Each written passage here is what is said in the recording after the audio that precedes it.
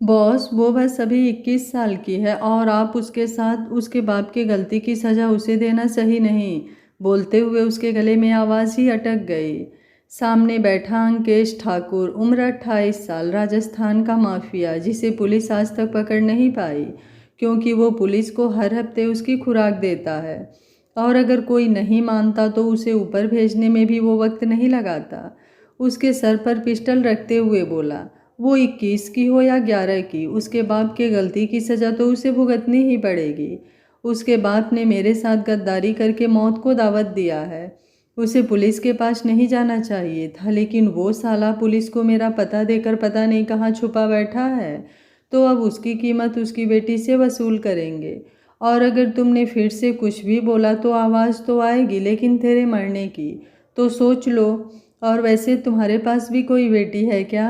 बोलकर कुछ देर तक उसे घूरने के बाद बोला, अगर हाँ तो गद्दारी के बारे में सोचने से पहले याद रखना तुम अंकेश ठाकुर के सामने खड़े हो।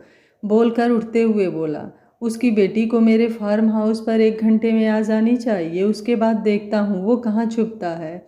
बेटी जरूरी है या फिर वो? बोलकर गन पीछे रखते हुए बाहर निकल गया। 1 घंटे बाद शहर के बाहर फार्म हाउस पर अंकेश गाड़ी से उतरते हुए बोला, स्टीफेन कहाँ है वो लड़की? उसे लाने में कोई दिक्कत तो नहीं हुई ना? उसके बाप के पकड़ने की चाबी है। उसे एक खरोच भी नहीं आनी चाहिए। उसके बाप ने पुलिस को जो सबूत दिया उसकी वजह से मेरा 10 करोड़ का नुकसान हुआ है। तो स्टीफेन बोला, यस बॉस, वो ठीक है, वो अंदर बेहोश है, कॉलेज से ही उठा लिया है। आप?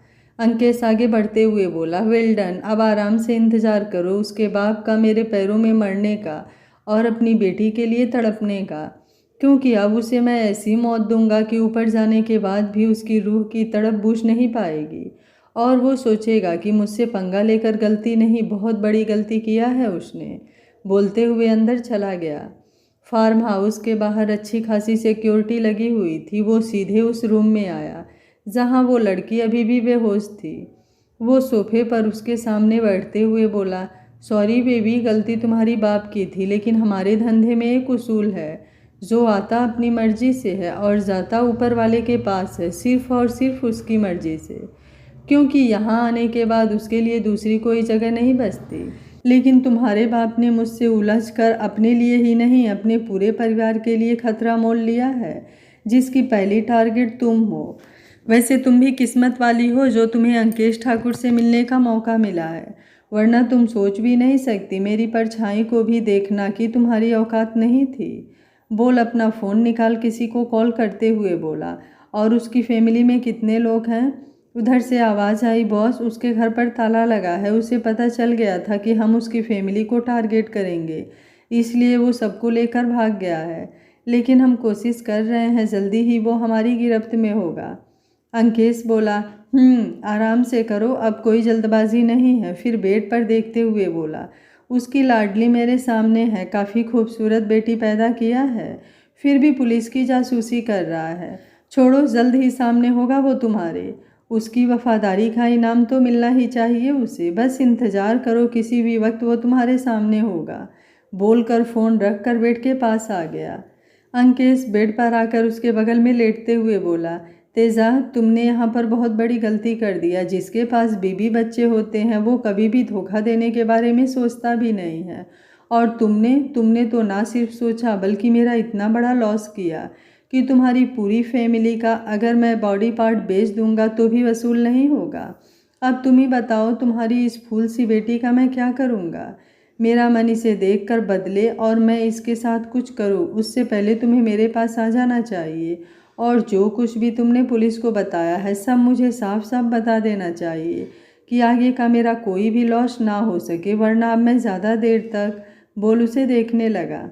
तेजा एक पुराने घर में सर पर हाथ रखे बैठा हुआ था। उसकी बीवी शिखा रोते हुए बोली, मैंने मना किया था, तुम्हें क्या ज़रूरत थी पुलिस का साथ देने की? आज देखो अपनी हालत मारे मारे छुप रहे हो। और मेरी बेटी, मुझे कुछ भी करके मेरी बेटी वापस चाहिए, नहीं तो मैं खुद जाऊंगी ठाकुर साहब के पास और तुम्हारी गलतियों की माफ़ी मांगकर अपनी सावी को लेकर आऊँगी। मुझे मेरी सावी चाहिए, मतलब चाहिए, कुछ भी करके तुम मेरी बेटी को लेकर आओ। तेजा उठते हुए बोला, और तुम्हें लगता है वो इतनी आसानी से हमें हमारी बेटी दे देंगे? कभी नहीं। और मैंने पुलिस को कोई जानकारी नहीं दिया है, मुझे फंसाया गया है और सारा सबूत मेरे खिलाफ है। कुछ नहीं कर सकते हम, बस छुपने के अलावा। शिखा उठते हुए बोली, जब तुमने कुछ नहीं किया तो जाकर बोल दो, मुझे भरोसा है वो छोड़ देंगे तुम्हें। इतने साल उनके साथ काम किया है, इतना भरोसा तो होगा तुम्हारे ऊपर। तेजा बोला, तुम्हें कुछ नहीं पता है इसलिए चुप रहो और रोहन को अपने पास रखना, इसे किसी ने नहीं देखा और हम साथ अब नहीं रह सकते। मैंने सारा इंतज़ाम कर दिया है।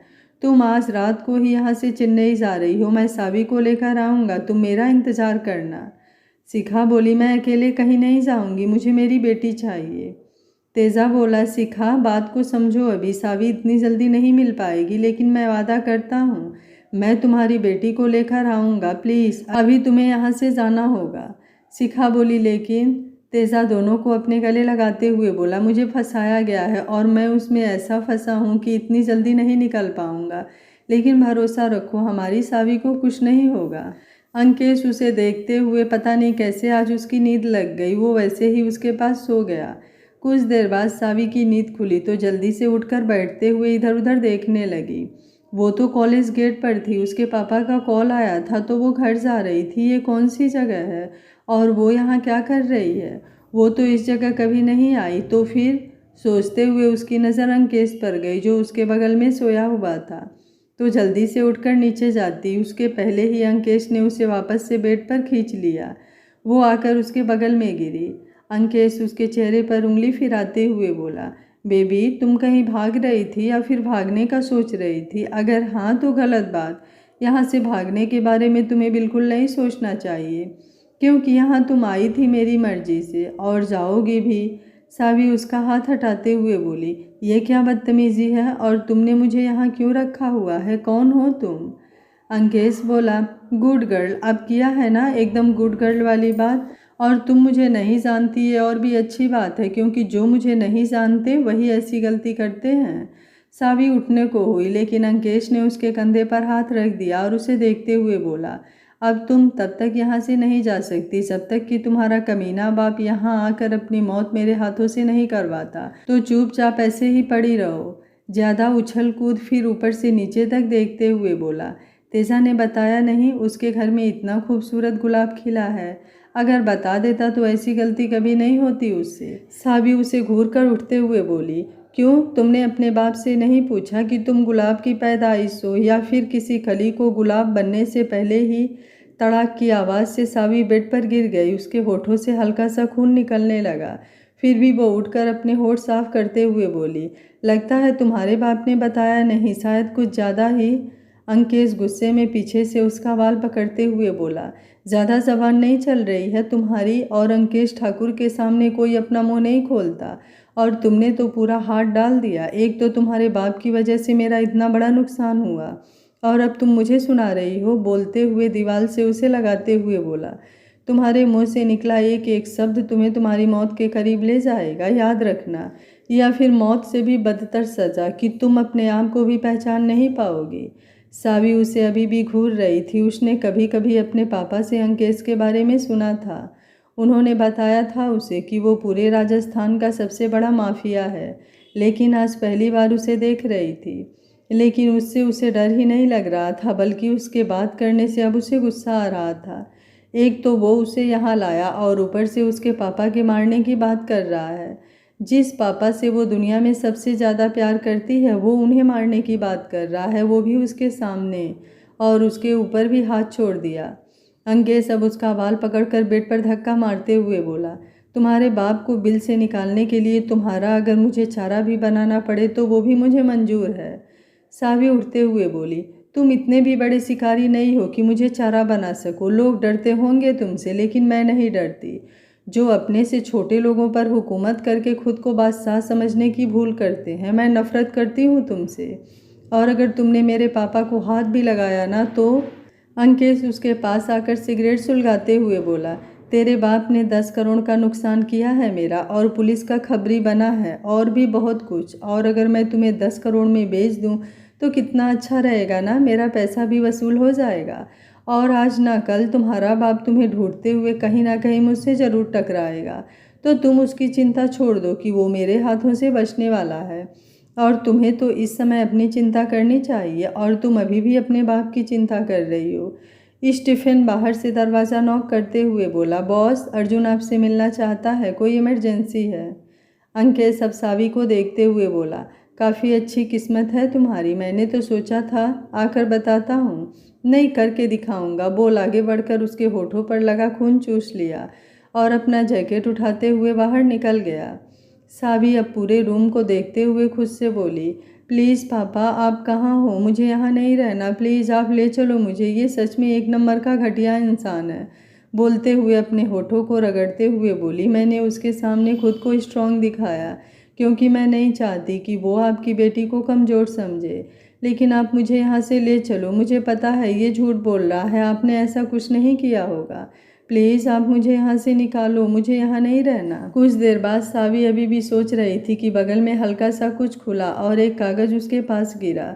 उसने जल्दी से उसे उठाया और इधर उधर देखा तो कोई नहीं था, तो खोलकर उसे देखने लगी।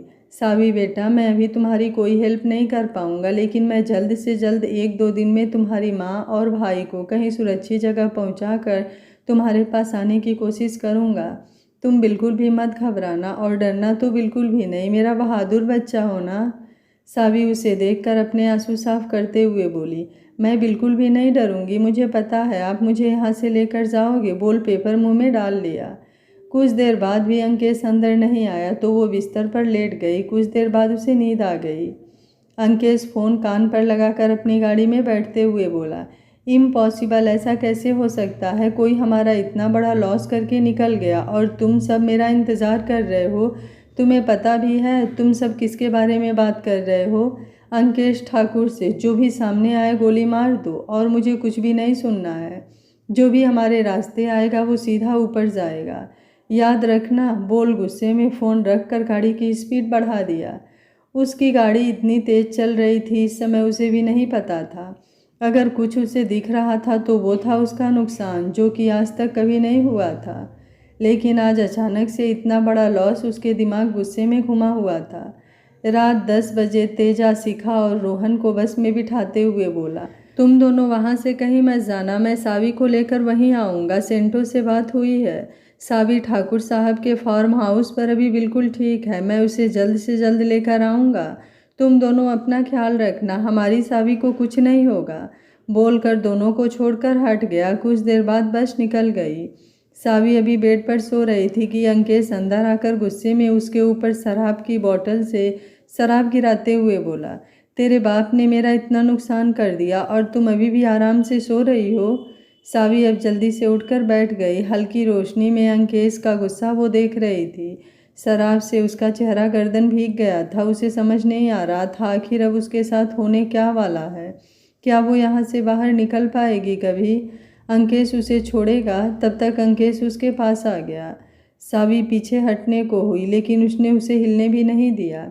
सावी बोली, छोड़ो मुझे, तुम मुझे हाथ नहीं लगा सकते, छोड़ो मुझे। अंकेश उसके गर्दन को चूमते हुए बोला, तुम्हें तो खुश होना चाहिए कि तुम्हें अंकेश ठाकुर की बाहों में आने का मौका मिला है। और तुम? बोल उसे बेड पर धक्का देकर उसके ऊपर आते हुए बोला, आज तुम्हारे बाप की सारी गलतियों की भरपाई तुम करने वाली हो, वो भी सूद समेत, समझी? तब उसे पता चलेगा किसी की इज्जत से खेलने का अंजाम क्या होता है। बोल उसके होठों को लॉक कर दिया और उसके हाथ को बेड पर गुस्से से दबा दिया। सावी उसके नीचे से हिल भी नहीं पा रही थी। दूर होना तो इम्पॉसिबल था। ये इंसान कम और जानवर ज़्यादा दिख रहा था जिसके हाथ उसकी बॉडी पर मनमानी कर रहे थे। सावी का दिमाग अब जैसे काम ही नहीं कर रहा था। वो कहाँ फंस गई, उसे तो जैसे समझ ही नहीं आ रहा था।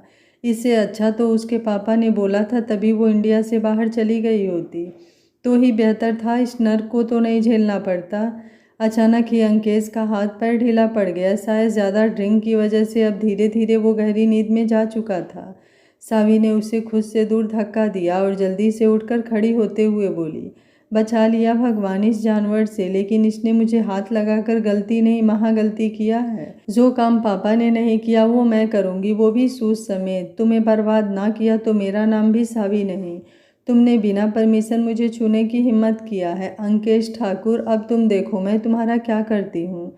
सावी ने अब पूरा रूम चेक किया। भागने का कोई रास्ता नहीं था। पूरा रूम छानने के बाद नीचे हल्का सा आवाज़ आया, मतलब रास्ता। सोचते हुए उसने इधर उधर ढूंढा तो पजल गेम की तरह नक्शा बना हुआ था। उसने एक नज़र अंकेश को देखा जो गहरी नींद में था। अब उसने जल्दी से पजल सुलझाया तो हल्का सा खिड़की की तरह नीचे की तरफ का रास्ता खुल गया।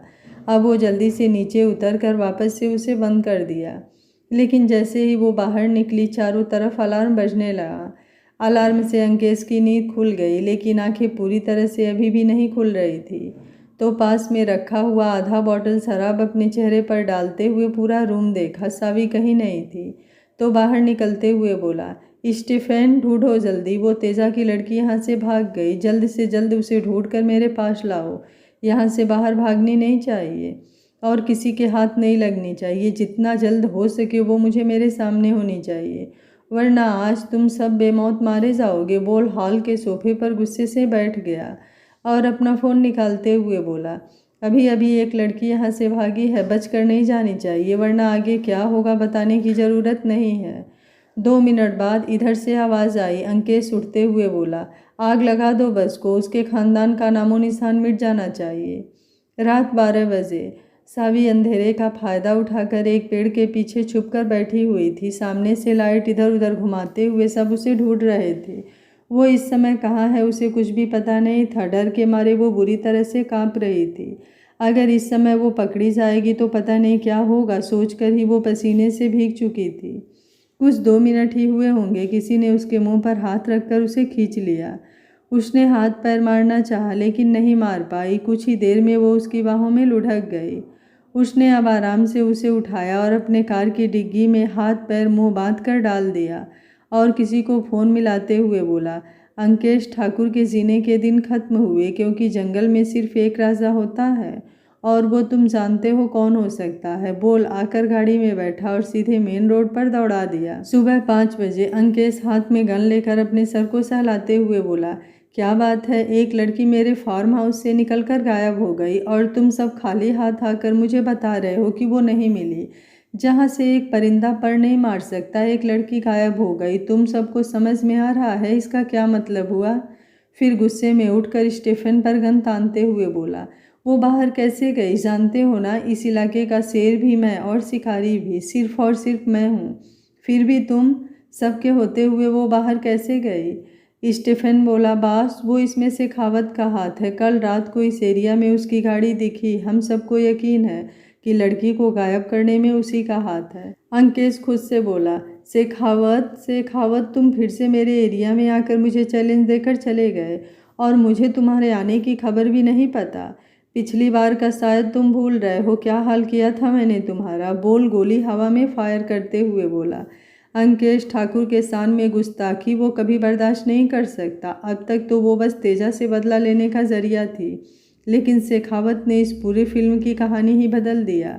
बोल गन पीछे रखकर बाहर निकल गया और उसके पीछे बाकी सब लोग भी निकल गए। सुबह 8 बजे सावी की आंख खुली तो वो किसी बड़े से रूम में बिस्तर पर पड़ी हुई थी। कुछ देर के लिए तो वो सोचकर डर गई कहीं वो वापस तो नहीं आ गई थी, लेकिन नहीं, ये कोई दूसरी जगह है। लेकिन ये कहाँ है, ये सोचकर वो जल्दी से उठकर खड़ी हो गई। कुछ देर बाद हिम्मत करके बाहर आने के लिए दरवाज़ा खोला तो वो खुल गया तो बाहर आई। बाहर कोई नहीं था। दूसरी तरफ से आवाज़ आ रही थी, पता है मुझे, वो अपना पूरा जोर लगा देगा, लेकिन अब वक्त आ चुका है उसके खेल में उसे मारने का। बहुत खेल चुका वो 10 साल से, अब मैं खेलूँगा और उसको उसी के गेम में हराऊँगा। तब उसे पता चलेगा शेखावत क्या चीज़ है। आज तक वो अकेला खेलता आया है, लेकिन अब उसका सामना मुझसे होगा। पिछली बार की गलती अब नहीं दोहराई जाएगी। उसकी नज़र जिस चीज़ पर जाएगी वो मेरी होगी, सिर्फ और सिर्फ बिहान शेखावत की। तुम उस पर नज़र रखो, उसके मुंह से निवाला छीना है मैंने, इतनी शांति से कभी नहीं रहेगा। मैं देखता हूँ लड़की को होश आया कि नहीं। सावी को कुछ समझ ही नहीं आ रहा था कहाँ थी और कहाँ आ गई है। वो वापस से जल्दी से आकर बेड पर लेट गई। विहान अपना फ़ोन जेब में रखते हुए बोला, अंकेश अंकेश अंकेश ठाकुर, क्या बात है? अब जो तुम्हारा होगा सब मेरा होगा और तुम कुछ नहीं कर पाओगे। बहुत वफादार नौकर था ना तेजा, और जब तेजा को ही तुमने ठोकर मार दिया तब तो तुम सोच भी नहीं सकते मैं तुम्हारे कितना अंदर घुस जाऊंगा। मैं और तुमने अपने लिए चुना भी तो तेजा की बेटी को, जिस पर मेरी कब से नज़र थी, लेकिन तुम दोनों के वजह से मैं उसे हाथ भी नहीं लगा रहा था। लेकिन देखो तुम्हारी एक गलती और आज शतरंज के सारे मोहरे मेरे। अब बस तेजा मिल जाए, उसके बाद तो मैं तुम्हारी लंका में आग नहीं मिसाइल लगाऊंगा, वो भी अपने हिसाब से। बोल इस्माइल करते हुए अंदर रूम में आया जहाँ सावी आंखें बंद करके लेटी हुई थी। उसके चेहरे को सहलाते हुए बोला, तुम सिर्फ और सिर्फ मेरी हो, विहान शेखावत की। बोल उसके गर्दन को छूता उससे पहले ही उसका फ़ोन बजने लगा। विहान अब जल्दी से फ़ोन उठाते हुए बोला, हाँ शैडो बोलो, सब ठीक है ना। शैडो बोला, अंकेश आ रहा है, आपको यहाँ से निकल जाना चाहिए। विहान बोला, आने दो, मज़ा आएगा, तुम सब सावधान हो जाओ। बोल बाहर से दरवाज़ा बंद करते हुए गन लेकर निकल गया और किसी को फ़ोन मिलाते हुए आगे निकल गया। सावी उठते हुए खुद से बोली, एक तरफ कुआं एक तरफ खाई क्यों है भगवान। मैं तो सोच रही थी वहाँ से निकल गई तो बच गई, लेकिन मुझे तो लग रहा है वहाँ से निकलना ही नहीं चाहिए था। उसकी जो मर्जी वो करता, लेकिन ये कौन है और इसने मुझे यहाँ क्यों रखा हुआ है, आखिर ये क्या चाहता है। एक बार फिर से रूम में सन्नाटा हो गया। सावी को समझ नहीं आ रहा था वो यहाँ से कैसे निकल भी पाएगी या फिर। सोचते हुए उसने सर पकड़ लिया। 1 घंटे बाद बाहर से आ रही गोलियों की आवाज़ से सावी घबरा कर इधर उधर देखने लगी कि दरवाज़ा खुला और अंकेश उसके सामने आते हुए बोला, तुम्हारी हिम्मत कैसे हुई अंकेश ठाकुर के पास से भागने की। तुम्हें पता है मेरे पास से भागने वाला सिर्फ एक जगह जा सकता है और वो है सिर्फ ऊपर। बोल दरवाज़ा बंद करते हुए उसके पास आने लगा। सावी को समझ नहीं आ रहा था क्या बोले। पसीने और डर से उसका चेहरा पीला पड़ चुका था। वो गन टेबल पर रखते हुए उसके पास आकर बोला, तुम्हें नहीं भागना चाहिए था और भागी तो यहाँ नहीं आना चाहिए था, तुम्हें हाथ लगाया। उसने बोलते हुए उसकी आंखों में गुस्सा वो देख सकती थी। सावी के गले से आवाज़ बहुत ही मुश्किल से बाहर आई। वो उसे देखते हुए बोली, न नहीं। अंकेश उसके गर्दन के पीछे हाथ रखते हुए बोला, गुड, उसने तुम्हें हाथ ना लगाकर अपनी जान बचा लिया है। बोल आगे बढ़कर उसके होठों को चूम लिया।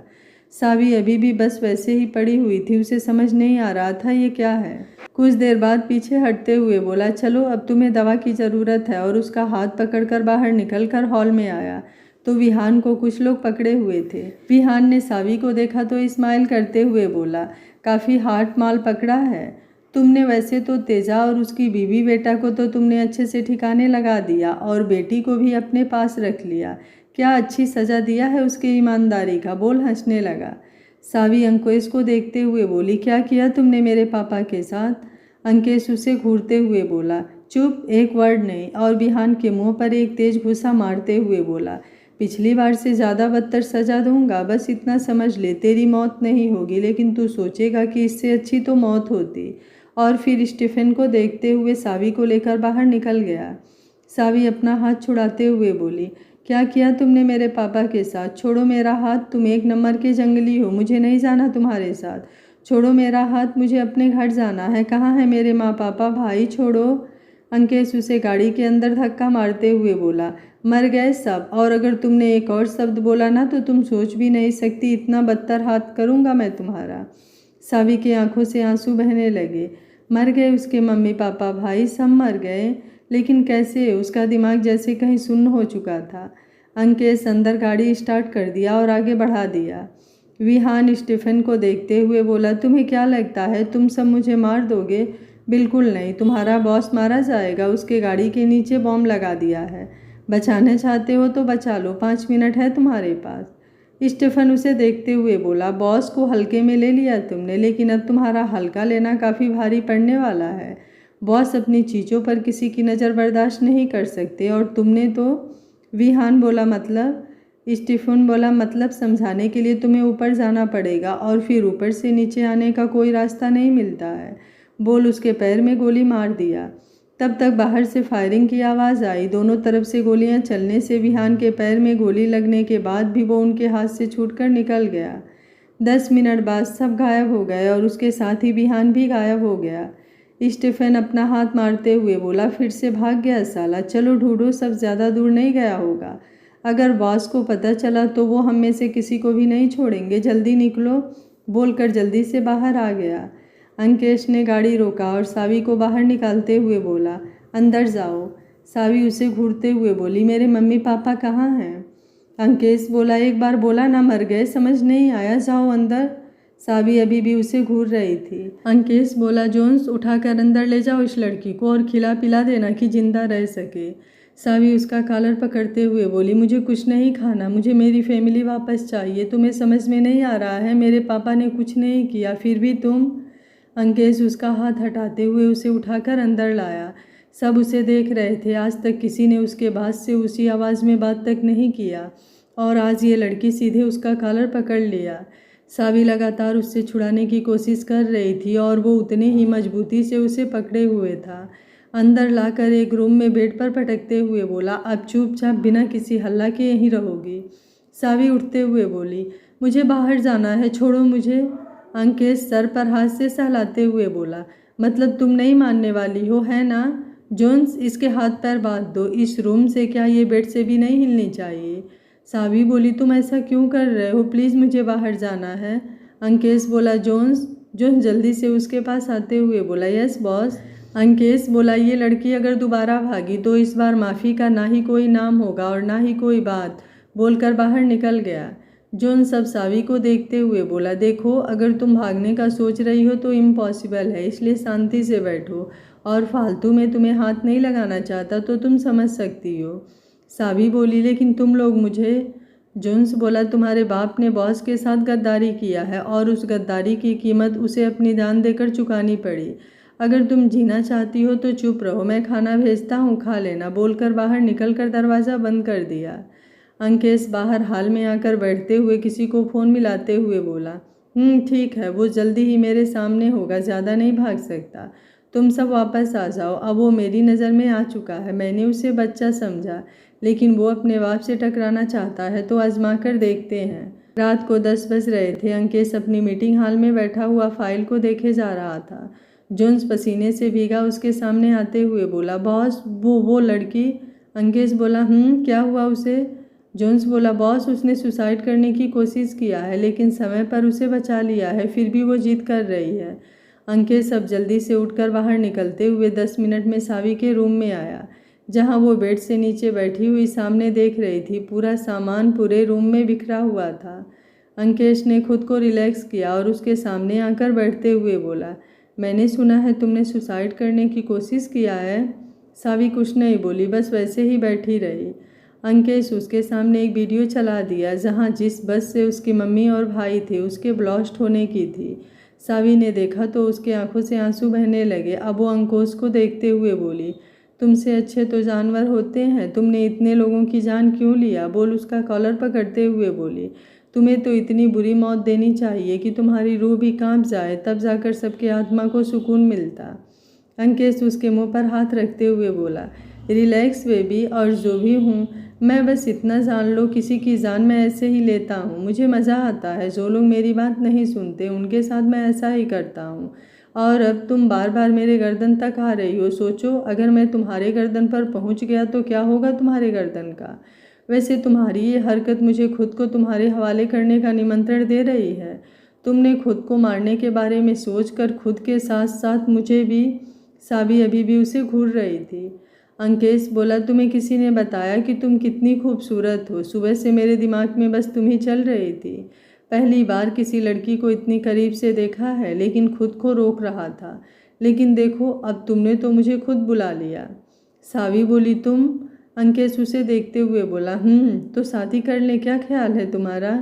सावी पास में पड़ा हुआ फूलदान उठाकर उसे मारती, उसके पहले ही अंकेश ने उसका हाथ पकड़ लिया और उसे देखते हुए बोला, ऐसी गलती बिल्कुल मत करना बेबी, वरना सज़ा भी ऐसी मिलेगी जो पूरी उम्र निभानी पड़ेगी। सावी बोली, तुमने मेरी फैमिली को मारा है और मुझे यहाँ कैद करके रखे हुए हो और न जाने कितने मासूमों की जान लिया है। तुम सोच भी कैसे सकते हो? मैं तुम्हारे जैसे जानवर को देखना भी चाहती हूँ। अंकेश उसकी तरफ झुकते हुए बोला, अगर मैं कहूँ कि मैं तुम्हें हर समय अपने पास देखना चाहता हूँ तो, और मैं तुम्हें भी कुछ दिन के बाद मेरी आदत हो जाएगी तो क्या ख्याल है? और जो गया उसे भूल जाओ। सावी बोली, अपनी मौत को अपने पास मत रखो अंकेश ठाकुर, वरना बेमौत मारे जाओगे। अंकेश बोला, ठीक है तो फिर तैयार हो जाओ, आज ही मैं ये खूबसूरत मौत मरना चाहता हूँ। सावी बोली, सोचना भी मत। अंकेश उठकर बाहर आते हुए बोला, भेज रहा हूँ तैयार करने के लिए तुम्हें, और बाहर निकल गया। बाहर आकर सोफे पर बैठते हुए बोला, पंडित को बुलाओ, शादी करनी है। जोन्स बोला, यस बॉस बोलकर बाहर निकल गया। बाकी सब जिसने भी सुना सब उसे ही देखने लगे। किसी को ये कुछ समझ नहीं आया, शादी, लेकिन ये तो बदला के लिए लाए थे, तो फिर शादी कहाँ से आ गई, वो भी इतनी जल्दी। कुछ देर बाद पंडित जी भी आ गए, सारी तैयारी हो गई। सावी को जबरदस्ती जो लोगों ने तैयार किया और बाहर लाकर बैठा दिए। अंकेश आकर बैठते हुए बोला, मैंने सोचा तुम्हें हमेशा के लिए कैद करके सजा दे दूं। सावी ने अगल बगल देखा और फिर चुप रही। इतनी भीड़ से भागना इम्पॉसिबल था और कोई रास्ता भी नहीं दिख रहा था। क्या करे क्या न करे सोच रही थी कि अंकेश के पीछे गन देखकर खुद को रिलैक्स किया। कुछ देर बाद जैसे ही पंडित जी ने उठने के लिए बोला, उसने गन उठा लिया और अपने सर पर रखते हुए बोली, पीछे जाओ वरना मैं खुद को गोली मार लूँगी। अंकेश बोला, देखो इसमें गोली नहीं है, तो अच्छे बच्चे की तरह मुझे वापस करो। सावी बोली, ठीक है तो मैं ट्राई कर लेती हूँ, तुम वहीं रहो और मुझे मरते हुए देखो। तुमने सोचा भी कैसे मैं तुमसे शादी करूँगी, कभी नहीं। बोल ऊपर से चुन्नी फेंक दिया और सबको देखते हुए बोली, साइड हटो और गाड़ी की चाबी दो। अंकेश आगे बढ़ते हुए बोला, देखो यहाँ से भागना इम्पॉसिबल है, इसलिए फालतू की कोशिश मत करो। सावी ने जल्दी से उसके ऊपर गन थामते हुए कहा, अगर तुमने एक कदम भी आगे बढ़ाया तो। अंकेश बिना उसकी बात सुने आगे बढ़ गया और सावी ने आंखें बंद करके गोली चला दिया, लेकिन वो जल्दी से हटकर सावी के हाथ से गन छीनते हुए बोला, गुड गर्ल, बस निशाना चूक गया, लेकिन आगे से नहीं चूकेगा, आई प्रॉमिस। तुम मेरे टेस्ट में पास हो चुकी हो। बोल जैसे ही उसे उठाने के लिए आगे बढ़ा, दरवाजे से गोलियों की आवाज़ आई और सब जल्दी से इधर उधर हो गए। ये सब इतना अचानक हुआ, फिर भी अंकेश सावी को अपने पास खींचकर एक साइड दीवार के पीछे हो गया। दोनों तरफ से गोली चल रही थी। सावी बोली, छोड़ो मेरा हाथ, तुमने मेरा हाथ कैसे पकड़ा हुआ है। अंकेश बोला, चुप रहो वरना बेमौत मारी जाओगी। सावी बोली, जीना भी नहीं चाहती, छोड़ो मुझे। अंकेश उसे अपने पास खींचकर दोनों हाथ पीछे करते हुए बोला, तुम मर नहीं सकती, इसलिए जीना होगा, और अब चुप रहो। सावी बोली, तुम मुझे जिंदा क्यों रखना चाहते हो, सबको तो मार दिया, तो अब मुझे क्यों बचा रहे हो, मुझे भी मार डालो, तुम्हारा बदला पूरा हो जाएगा। और अंकेश बोला, बदला पूरा करने के लिए ही तुम्हें जिंदा रखूंगा, अब एक और वर्ड बोला ना तो गोली मार दूंगा। सावी बोली, यही चाहती हूँ मैं, गोली मारो और आज़ाद करो मुझे। 2 मिनट बाद जोन्स बोला, बॉस सब ठीक है, आप बाहर आ जाइए। अंकेश बाहर निकलते हुए नीचे देखा तो 2 लोग सामने मरे पड़े थे। पंडित जी को भी हल्की सी गोली लग गई थी। अंकेश पंडित जी को बोला, पंडित जी शादी करवाइए, उसके बाद आपको अच्छे हॉस्पिटल में भर्ती करूँगा। सावी बोली, तुम पागल हो, उनका ब्लड लॉस हो रहा है और तुम्हें शादी की पड़ी है। अंकेश बोला, तुम्हारा ब्लड निकाल कर उन्हें दे दूंगा, अब खुश। पंडित जी अब दर्द में भी मंत्र पढ़ने लगे। अंकेश ने फेरे लिए और फिर मंगलसूत्र और सिंदूर लगाते हुए बोला, अब से तुम ऑफिशियल मेरी वाइफ हो गई, अब तुम मेरा कॉलर पकड़ सकती हो। जोन्स पंडित जी को ले जाओ और स्पेशल ट्रीट देना। जोन्स पंडित जी को लेकर चला गया। स्टीफन बॉडी को हटाकर बाहर लेकर चला गया। कुछ देर में सब कुछ क्लीन हो गया। अंकेश सबको देखते हुए बोला, स्टीफन, किसकी हिम्मत मेरे घर में घुसने की, पता लगाओ, कोई करीबी था, वरना यहाँ तक आने के बारे में बाहर वाला सोच भी नहीं सकता है। पता करो किसकी मौत आई है जो अंकेश से टकराना चाहता है। 3 साल बाद जैसलमेर, भादम पुलिस स्टेशन। सावी चेयर पर बैठी फाइल देखते हुए बोली, इसके खिलाफ इतने सारे सबूत हैं तो आज तक पुलिस अपने काम में नाकामयाब कैसे हो सकती है।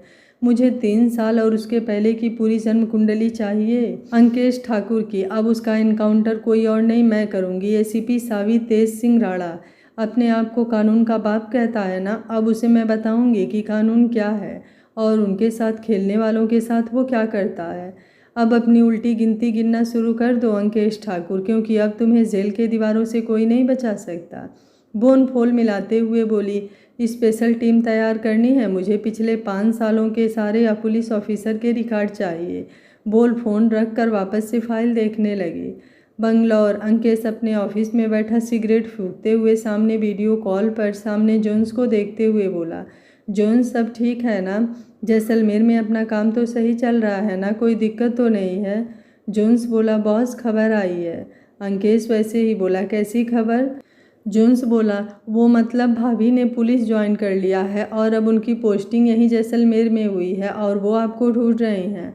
और खबर ये भी है कि उनका पहला टारगेट शायद हमारा काम ही बनेगा। अंकेश सर को सहलाते हुए बोला, अच्छा है, ढूंढने दो उसे।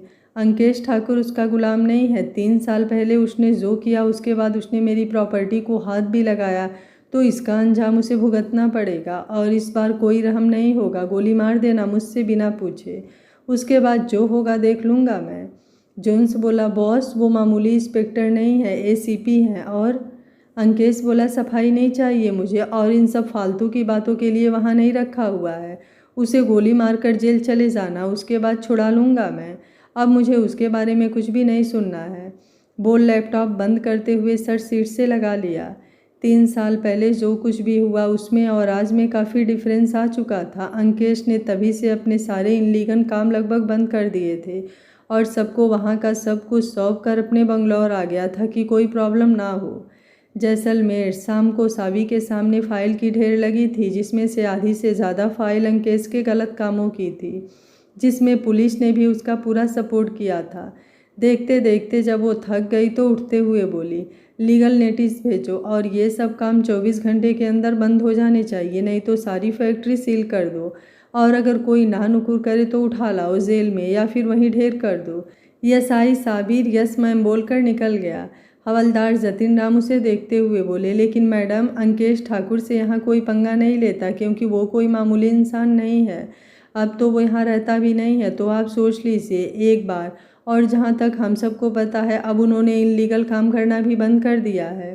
सावी उसे देखते हुए बोली, तो शेर को कभी भी शाकाहार करते देखे हो या फिर कहीं सुने हो? जतिन राम बोला, नहीं। सावी बोली, वही हाल है अंकेश ठाकुर का, वो भी वही है। अब जल्दी से ऐसी रिपोर्ट तैयार करो कि वो जिस भी बिल में घुसकर बैठा हो यहाँ आए और उसके गलत कामों के लिए या तो उसे फांसी हो या फिर उम्र कैद। बहुत लोगों का घर लूटा है उसने, इसलिए अब और वो खुलेआम नहीं घूम सकता, बोलकर निकल गई। अंकेश ऑफिस में अभी भी बैठा कुछ सोच रहा था कि उसका फ़ोन बजा। स्पीकर पर करते हुए बोला, स्टीफेन बोलो। स्टीफेन बोला, बॉस आपको यहाँ लाने के लिए हमारे काम को टारगेट किया जा रहा है, पुलिस आपको अरेस्ट करना चाहती है। अंकेश बोला, इम्पॉसिबल, तुम रिलैक्स करो, कुछ नहीं होगा और अगर फिर भी ऐसा लग रहा है तो कमिश्नर से बात करो कि हमारे काम पर आँच आई तो उनके पुलिस डिपार्टमेंट को ही इसका भुगतान करना पड़ेगा। स्टीफेन यस बॉस बोलकर फ़ोन रख दिया। अंकेश अब उठकर खिड़की के पास आया और बाहर देखते हुए बोला, तुम्हें मैंने छोड़कर कहीं कोई गलती तो नहीं किया? अगर तुम मुझसे उलझना चाहती हो तो फिर तुम्हारा ही नुकसान होगा। इस बार ऐसी कैद दूंगा कि चाह कर भी नहीं निकल पाओगी, ये मेरा वादा है। जिस अंकेश ठाकुर को मैं वापस नहीं लाना चाहता, तुम चाहती हो तो नुकसान भी सिर्फ तुम्हारा ही होगा। 3 साल पहले सिर्फ तुम्हारे लिए सारा नियम तोड़ा था और आज 3 साल बाद तुम्हारी वजह से सब जोड़ दूंगा। बोल सिगरेट का कस खींचने लगा। 2 दिन बाद अंकेश की 3 फैक्ट्री में पुलिस ने रेड डाला और इल्लीगल काम बोलते हुए उसको पूरी तरह से सील कर दिया गया। किसी को कुछ समझ नहीं आया आखिर ये हो क्या रहा है। जितने भी काम करने वाले मजदूर थे सब धरने पर बैठ गए, लेकिन पुलिस को इससे कोई मतलब नहीं था। उसने सारी फैक्ट्रियों से नकली शराब के अच्छे खासे माल बरामद होने का दावा कर दिया और मीडिया के सामने भी उसको सबूत के तौर पर पेश कर दिया। हर तरफ मीडिया में बस अंकेश ठाकुर के फैक्ट्री की सील का ही न्यूज़ का हेडलाइन बना हुआ था और अंकेश ठाकुर के फरार होने की बात चल रही थी। सावी ने मीडिया के सामने ये बयान दे दिया कि जल्द से जल्द वो अंकेश ठाकुर को सलाखों के पीछे डाल कर रहेगी। बंगलौर अंकेश अपने घर में गुस्से से चक्कर काट रहा था। फ़ोन पर फ़ोन आ रहा था लेकिन उसने एक बार भी किसी का फ़ोन नहीं उठाया। कमिश्नर ने सावी को समझाना चाहा लेकिन उसने मामले को खुद सुलझाने को बोल दिया। रात को वो काफ़ी लेट घर आई। जैसे ही अंदर कदम रखा, किसी के सामने बैठा हुआ देखा तो लाइट जलाने के लिए हाथ बढ़ाया, तब तक लाइट जल गई। सामने अंकेश पैर पर पैर चढ़ाकर बैठा हुआ सिगरेट पी रहा था। सावी ने उसे देखा तो किसी को फ़ोन मिलाने लगी, लेकिन वो उसके पास आकर जल्दी से उसके हाथ से फ़ोन छीनते हुए बोला, गलती कर रही हो या फिर गलती कर चुकी हो? सावी बोली, गलती तो तुमने किया है जो यहाँ आ गए, लेकिन कोई नहीं, अब सीधे जेल जाओगे, वो भी आखिरी सांस तक। अंकेश बोला, इतना कॉन्फिडेंस मेरे साथ रहने से आया था, है ना? सावी बोली, नहीं, जिस दिन तुमने मेरी फैमिली को मारा था उस दिन से आया था कि मैं तुम्हें भरे बाजार में दौड़ा दौड़ा कर कुत्ते की तरह मारूं। अंकेश उसकी गर्दन को पकड़ते हुए बोला, मैंने तुम्हें छोड़ा था क्योंकि तुम्हारा हिसाब खत्म हो चुका था।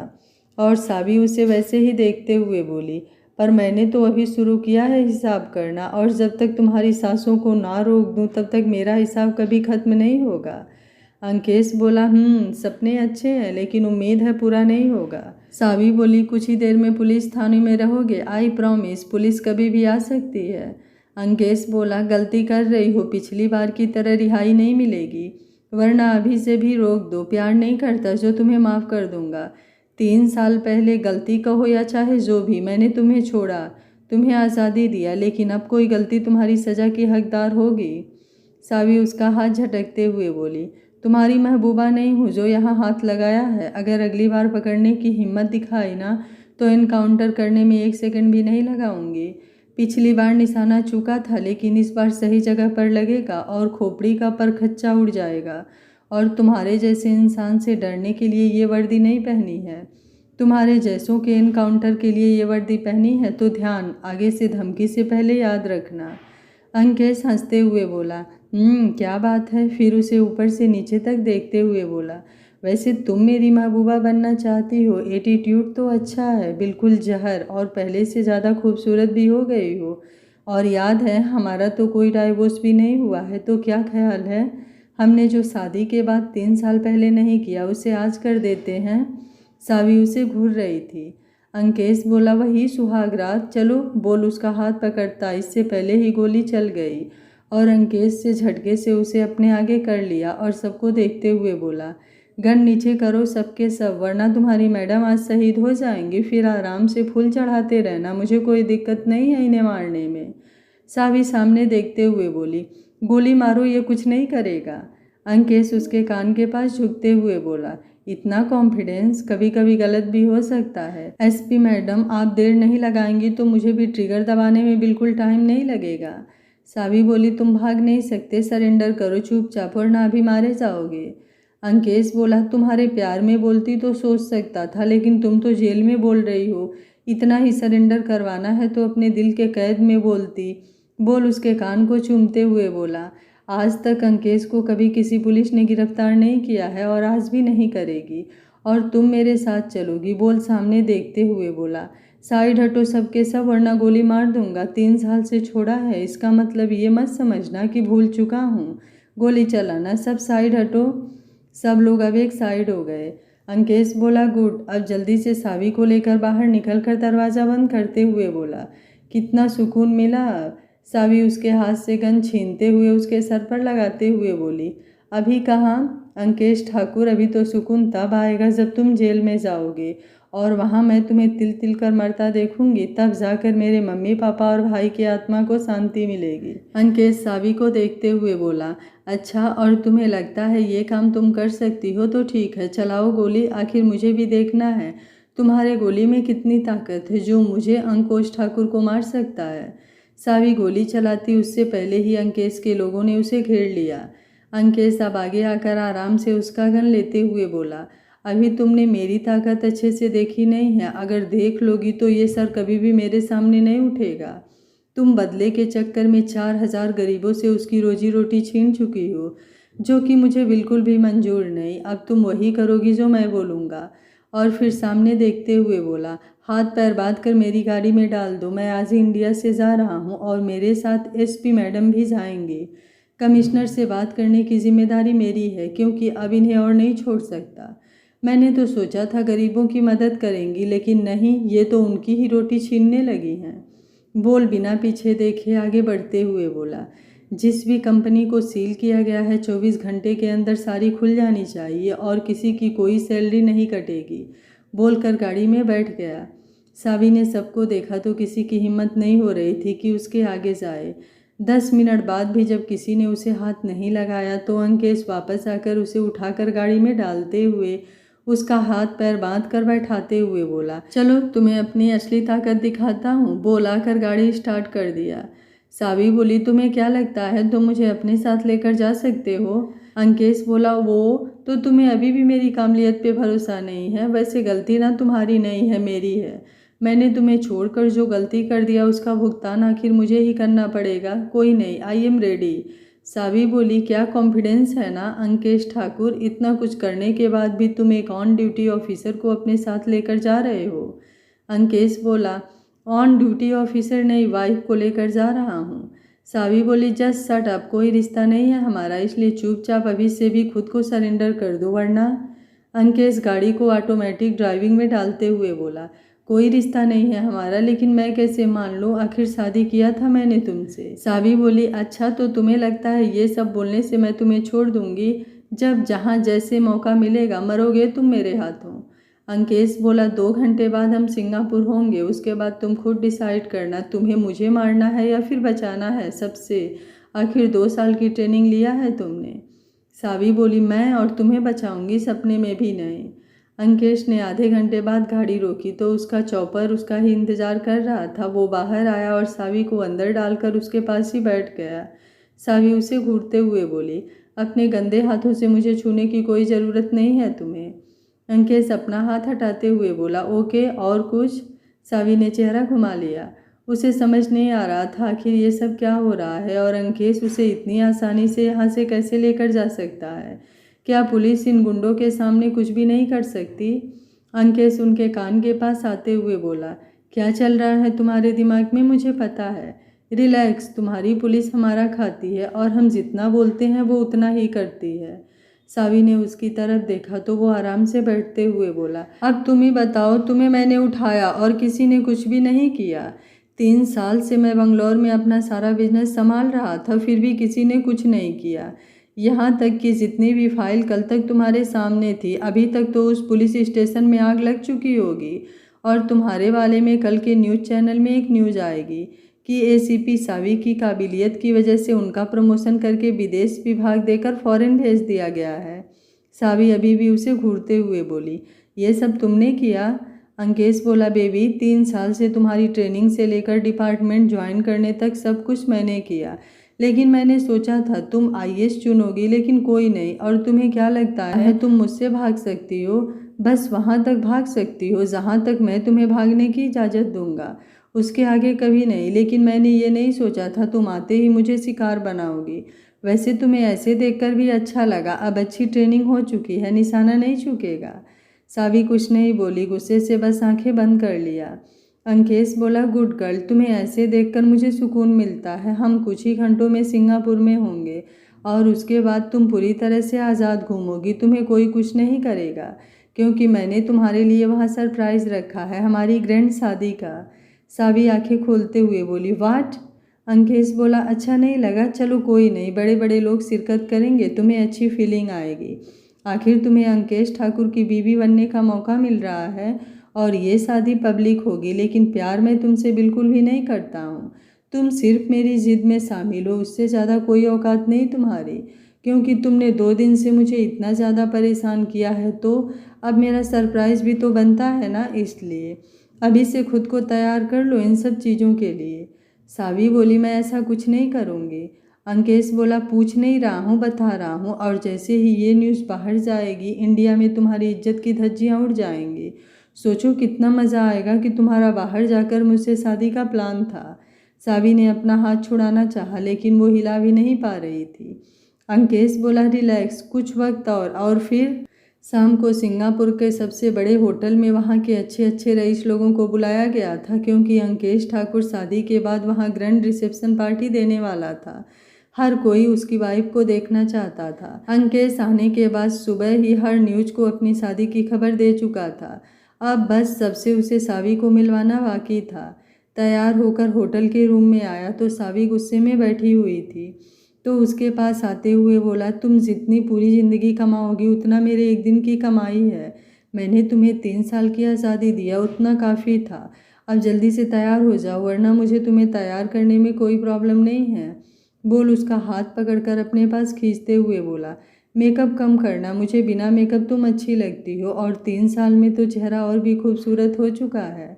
सावी उसका हाथ हटाते हुए बोली, मैं तुम्हारे साथ कहीं नहीं जा रही हूँ, तो फालतू का बकवास मत करो और जाओ यहाँ से। अंकेश बोला, देखो तुम्हारी जिद की वजह से मेरा आगे का स्टेप डिपेंड करता है, तो सोच लो तुम मेरे साथ चल रही हो कि नहीं। वैसे भी शादी का अनाउंस मैंने पहले ही कर दिया है, अब कोई फ़ायदा नहीं है, और कहीं ऐसा तो नहीं कि तुम मुझसे डर रही हो। सावी बोली, जो समझना है समझ सकते हो, लेकिन मैं तुम्हारे साथ। अंकेश उसे बीच में रोकते हुए बोला, चल रही हो। सावी बोली, छोड़ो मुझे। अंकेश बोला, और तुम्हें लग रहा है बिना तैयार हुए छोड़ूंगा तुम्हें। सावी ने अपना पैर उठाया, उससे पहले अंकेश पकड़ते हुए बोला, ट्रिक अच्छा था, लेकिन बाद में आजमाएंगे, रात पूरी बाकी है, चलो तैयार हो जाओ। सावी बोली, मैं नहीं जाने वाली तुम्हारे साथ, इसके लिए तुम्हें जो करना है कर सकते हो, लेकिन मैं तुम्हारे साथ बाहर नहीं जाऊंगी। अंकेश बोला, ठीक है मत जाओ, चलो सुहागरात मनाते हैं, अब इसके लिए तुम मना नहीं कर सकती। बोल उसके कंधे पर अपने होठ रख दिया। सावी के दोनों हाथ उसके एक हाथ के कैद में थे, जिससे वो कुछ कर भी नहीं पा रही थी। अंकेश बोला, बस ये अच्छा आइडिया है, मैं बोल दे रहा हूँ कि मेरी बीवी का मन मुझे छोड़ने का नहीं है, इसलिए हम नहीं आ सकते, बाकी सब लोग खा पी कर जा सकते हैं, चलो तैयार हो जाओ। सावी आंखें बंद करके उसे खुद से दूर धक्का मारते हुए बोली, स्टॉप दिस। अंकेश बोला, क्यों, क्या हुआ? अभी तो तुमने कहा कि तुम्हें करना है ये सब, इसलिए नहीं जाना चाहती। तो चलो शुरू करो, कोई डिस्टर्ब नहीं करेगा, या तो तुम ये करोगी या फिर बाहर चलोगी मेरे साथ, अब तुम डिसाइड करो क्या करने वाली हो। सावी अब अपने कपड़े लेकर बाथरूम में चली गई। अंकेश फ़ोन मिलाते हुए बोला, ध्यान रखना कोई चूक नहीं होनी चाहिए, किसी को बिना आईडी नहीं आना चाहिए अंदर। कुछ देर बाद उसने दरवाज़ा नॉक किया तो सावी बाहर आई। अंकेश उसे देखते हुए बोला, क्या बात है, कुछ ज़्यादा ही खूबसूरत लग रही हो। सावी बोली, तुम्हें नहीं लग रहा है कि तुम। अंकेश उसके बालों में अपना चेहरा लेकर जाते हुए बोला, शुरुआत तुमने किया है और तुम्हें रोकने के लिए ये करना ज़रूरी है, वरना क्या पता तुम्हारे अंदर की पुलिस वाली वापस से जाग गई तो मैं क्या करूँगा, मैं तो बर्बाद हो जाऊँगा जान। चलो अब। और हल्का सा उसका बाल सेट करते हुए बोला, तुम्हें मेकअप की कोई ज़रूरत नहीं है, और बिना मेकअप आप मेरे होश उड़ा रही हो, तो सोचो बाहर वालों का क्या होगा। सावी ने उसे देखा तो अंकेश बोला, ऐसे मत देखा करो, दिल बेईमानी करने लगता है। अब चलो। बोल उसका हाथ पकड़कर बाहर आ गया। कुछ देर में दोनों होटल के हॉल में आ गए। सावी किसी को नहीं जानती थी, लेकिन देखने से लग रहा था कि कोई भी नॉर्मल इंसान तो नहीं था। अंकेश पूरी पार्टी उसका हाथ पकड़े हुआ था, किसी को उसे हाथ भी लगाने नहीं दिया, जिससे मिलना था वो दूर से हाय हेलो बोल रहा था। कुछ देर बाद सबके साथ खाना खाया और बाहर आकर एक प्रेस कॉन्फ्रेंस किया, और सबको सावी से मिलवाने के बाद वहाँ से अपने घर के लिए निकल गया। 1 घंटे बाद वो उसे लेकर अपने घर आ गया। बाहर से ये घर किसी विला से कम बिल्कुल नहीं लग रहा था। बाहर पूरी सिक्योरिटी तैनात थी। गाड़ी गेट के अंदर आ गई। अंकेश उसे देखते हुए बोला, वेलकम मिसेस ठाकुर, ये आपका घर है और आज से आप यहाँ की रानी हैं। आपको अब यहाँ जैसे रहना है, जो करना है कर सकती हैं, बोलकर बाहर निकला और उसे गोद में उठाकर अंदर लाया। सावी उसे देख रही थी कि आखिर वो क्या क्या कर सकता है। कुछ देर बाद दोनों अंदर रूम में आ गए। अंकेश उसे अपने रूम में उतारते हुए बोला, आज से ये हमारा रूम है, कैसा लगा? सावी बोली, कब्र अच्छी बनवाई है। अंकेश आगे बढ़ा तो वो पीछे चली गई। अंकेश बोला, पता है अब यहाँ से कहीं जाना इम्पॉसिबल है, 3 साल में तुम्हें भाग जाना चाहिए था, लेकिन तुमने तो मुझे खुद इनवाइट किया कि मैं तुम्हारे पास आ सकूं। सावी बोली, मुझे तुमसे भागने की कोई ज़रूरत नहीं है। अंकेश बोला, गुड, चलो आराम करो, सुबह से बहुत भाग लिया। सावी बोली, तुम्हारी फैमिली कहाँ है? अंकेश ने उसे देखा और समझने की कोशिश करने लगा कि क्या चल रहा है उसके दिमाग में। इतनी आसानी से वो उसकी बातों में तो नहीं आने वाली। सावी उसे देखते हुए बोली, अपनी फैमिली को भी मार दिया या फिर उन्होंने खुद ही सुसाइड कर लिया तुम्हारी हरकतों से? वैसे मुझे तो लग रहा है खुद ही सुसाइड कर लिया होगा, कोई भी कर सकता है। अंकेश अब गुस्से में पीछे से उसका गला पकड़कर अपने पास खींचते हुए आगे बढ़कर उसके होठों को लॉक कर दिया और उसे किस करने लगा। सावी ने जैसे ही उसके होठों को काटा, उसने जल्दी से छोड़ दिया और पीछे हटते हुए बोला, ये सब भी सिखाते हैं ट्रेनिंग में? सावी उसके पास आते हुए बोली, ये तो कुछ भी नहीं है, वहाँ तो और भी बहुत कुछ सिखाया जाता है। बोल उसका कॉलर सही करते हुए बोली, मुझे चेंज करना है, मैं इसे पहनकर नहीं सो सकती। फिर अलमारी खोला तो अंकेश के कपड़े भरे हुए थे। बिना उसकी तरफ देखे टी शर्ट और लोअर लेकर बाथरूम में चली गई। अंकेश अपने होठों पर हाथ लगाया तो ब्लड निकल रहा था, तो बाथरूम की तरफ देखते हुए बोला, इसका बदला तो मैं लेकर रहूँगा तुमसे, बोलकर अब किसी को कॉल करते हुए बाहर निकल गया। कुछ देर बाद सावी बाहर आई तो अंकेश कहीं नहीं था, तो आकर बेड पर लेटते हुए खुद से बोली, रावण ने हनुमान को बंदर समझने का भूल किया था, आज तुमने भी वही किया है अंकेश ठाकुर। जिंदगी नहीं, मौत से भी बदतर जिंदगी दूंगी, वादा है मेरा खुद से। कुछ देर बाद अंकेश अंदर आया तो लाइट बंद थी, तो अपने कपड़े लेकर चेंज करने चला गया।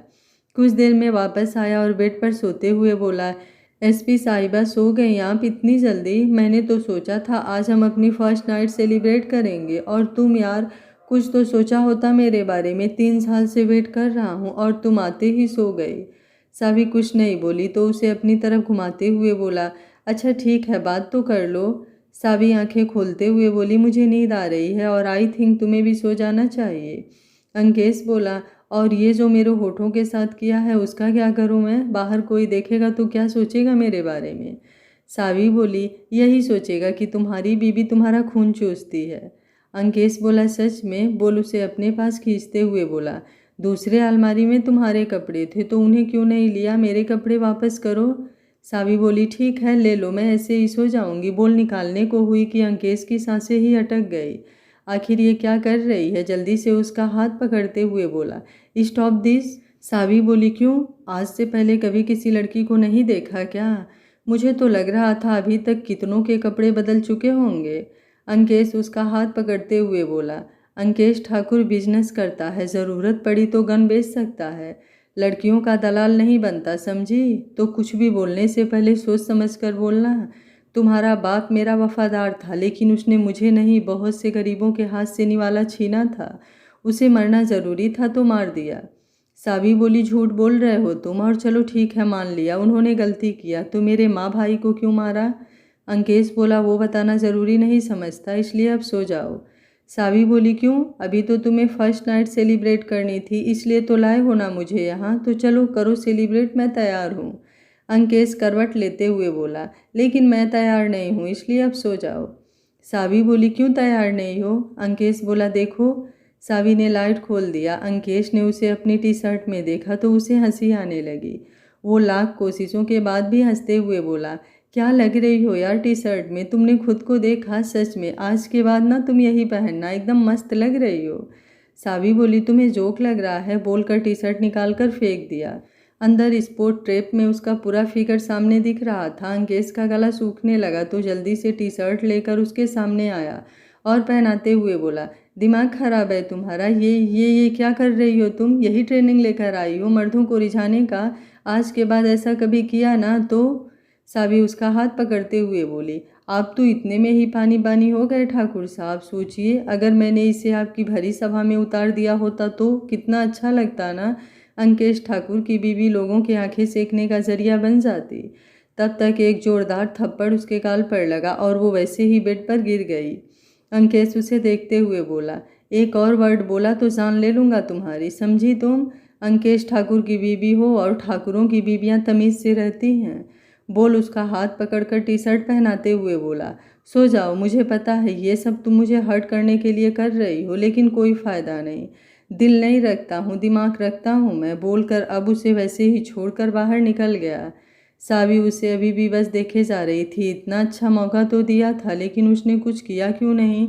उल्टा झापड़ मारकर चला गया। बेवकूफ़ कहीं का, इसकी लंका लगाना इतना भी आसान नहीं होगा। सावी कुछ तो और सोचना पड़ेगा, लेकिन क्या? आखिर इसकी कमजोरी क्या है?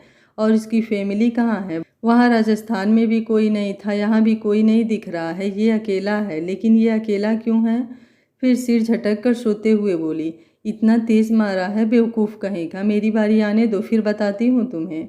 अंकेश बाहर आकर घर में बने अपने छोटे से बार में बैठकर ड्रिंक कर रहा था। बार बार सावी के बारे में सोच सोच कर उसका दिमाग खराब हो रहा था, इसलिए वो ड्रिंक करके सब कुछ भूल जाना चाहता था। लेकिन फिर भी सब बार बार उसे याद आ रहा था, जिसकी वजह से अब वो काफ़ी ड्रिंक कर चुका था और अभी भी बस पिए जा रहा था। रात को 12 बजे सावी फ़ोन पर, जी सर सब सही है, हाँ उसे वही लग रहा है जो हम उसे दिखाना चाहते हैं। जी मैं सब समझ रही हूँ। जी हमारा मिशन जल्द ही पूरा होगा, उसकी बर्बादी मैं खुद अपने हाथों से लिखूंगी।